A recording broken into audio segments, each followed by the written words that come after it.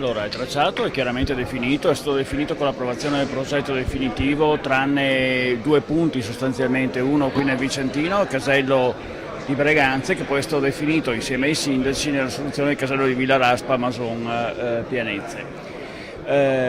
Abbiamo il primo lotto di esecutivo nella zona di Villa Verla per 8 km circa, che verrà approvato in agosto, e a settembre partiranno i cantieri.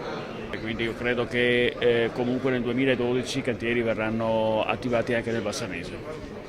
Con le amministrazioni locali siamo sempre stati in contatto non stretto ma più che stretto, sia per il progetto definitivo sia per il progetto esecutivo, che prevede appunto la viabilità di cantiere.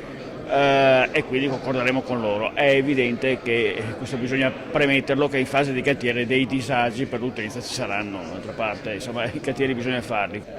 La Gasparona la utilizziamo come sedime della nuova superstrada a pedaggio, quindi dei disagi ci saranno, però stiamo concordando in maniera tale di cercare di limitare al massimo questi disagi.